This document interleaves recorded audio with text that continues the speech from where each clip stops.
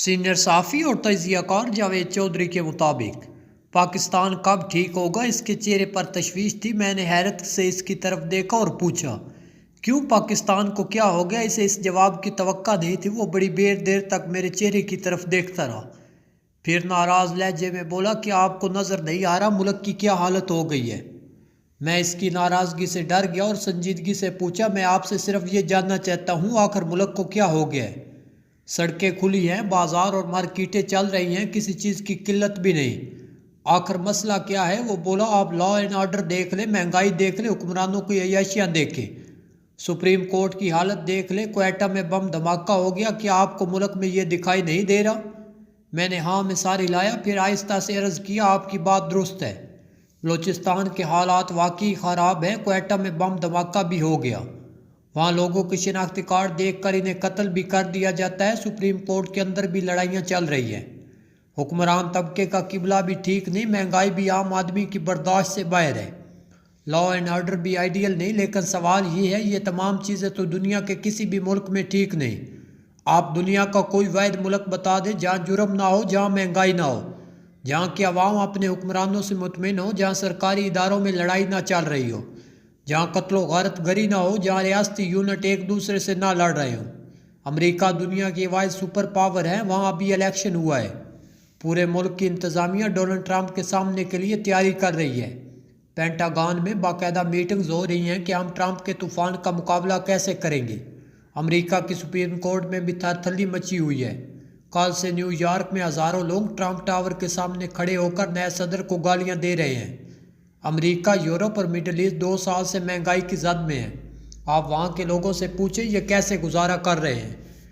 نوجوان مجھے حیرت سے دیکھتا رہا، میں خاموش ہوا تو وہ غصے سے بولا، آپ حکومت کی نالائکی کو جسٹیفائی کر رہے ہیں، آپ کو خان نظر نہیں آ رہا اس کے ساتھ کیا ہو رہا ہے؟ اس بیچارے کو بے گناہ جیل میں رکھا ہوا ہے، اسے وکیلوں تک سے ملاقات کی اجازت نہیں دی جا رہی۔ میں نے غور سے اس کی بات سنی اور پھر ہنس کر جواب دیا، آپ اپنی شہادت کی انگلی ماتھے پر رکھیں۔ اس نے رکھ دی۔ میں نے عرض کیا، ہمارا سب کچھ یہاں ہے، ہم یہاں سے مسلمان، عیسائی، یہودی، ہندو اور لادین ہوتے ہیں، ہم یہاں سے ہی کامیاب اور ناکام ہوتے ہیں، ہم یہاں سے ہی ڈاکٹر، انجینئر، اکاؤنٹنٹ، کھلاڑی اور سیاستدان بنتے ہیں، ہم یہاں سے ہی اداس اور خوش ہوتے ہیں۔ دنیا کیسی ہے اس کا فیصلہ بھی یہیں سے ہوتا ہے۔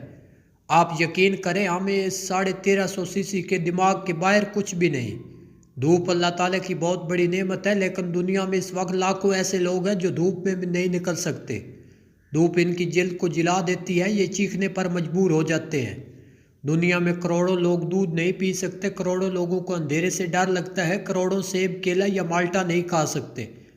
کیا اس کا یہ مطلب لیا جائے مالٹا، کیلا، سیب، دودھ، اندھیرا اور دھوپ بری چیزیں ہیں اور یہ ختم ہو جانی چاہیے؟ جی نہیں، ان نعمتوں کا کوئی قصور نہیں، قصور یا فالٹ لوگوں میں ہے، نعمتوں میں نہیں۔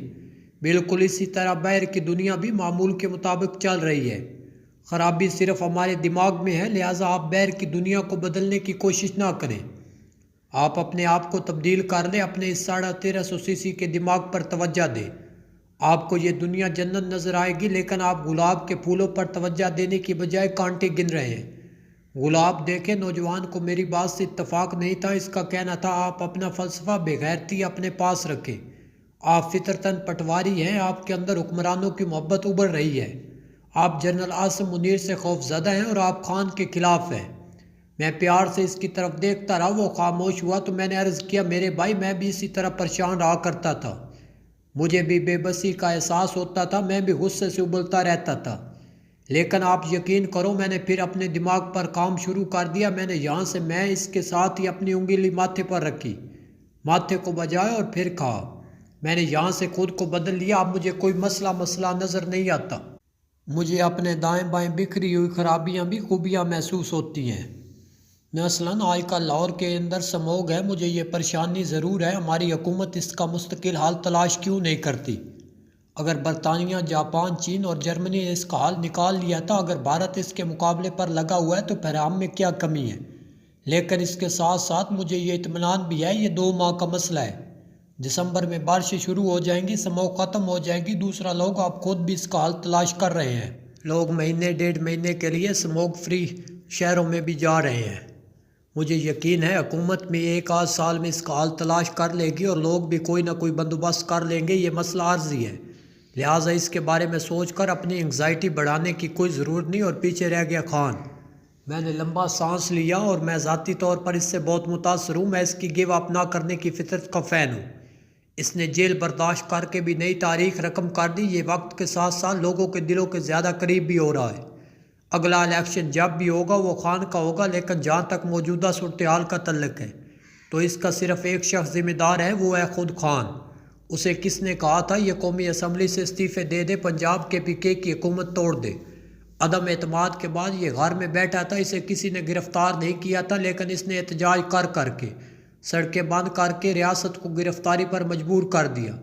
یہ اس پر مقدمہ بناتی بھی چلی گئی۔ فروری کے الیکشن کے بعد بھی اس کے پاس معاملات ٹھیک کرنے کا موقع تھا۔ یہ سسٹم کو چلنے دیتا کہ PK میں اچھا اور قابل چیف منسٹر لے آتا، ریاست کے ساتھ مذاکرات کرتا، باہر آتا، آئینی اور قانونی جدوجہد کرتا۔ سال 6 ماہ بعد یہ وزیر اعظم ہوتا، لیکن یہ ایک خونی انقلاب کے ذریعے اقتدار میں آنا چاہتا ہے۔ یہ 1971 کی طرف فوج کو شکست دینا چاہتا اور تمام سیاستدانوں کو پھانسی پر لٹکانا چاہتا ہے۔ اسے اس کی اجازت کون دے گا؟ عمران خان اگر جیل میں ہے تو یہ اپنی وجہ سے ہے، اس کا ذمہ دار یہ خود ہے۔ یہ اگر آج بھی چاہے تو معاملات سلجھ سکتے ہیں۔ نوجوان کا پارا آسمان کو چھونے لگا، وہ چلا کر بولا، آپ جیسے بے حس پٹواری اس ملک کو آزاد نہیں ہونے دیں گے۔ میں نے انگلی سے اس کے ماتھے پر دستک دی اور ہنس کر کہا، بیٹا پاکستان یہاں ہے، آپ جب تک اسے یہاں سے ٹھیک نہیں کریں گے یہ ٹھیک نہیں ہوگا۔ آپ کا جتنا چاہیں زور لگا لیں۔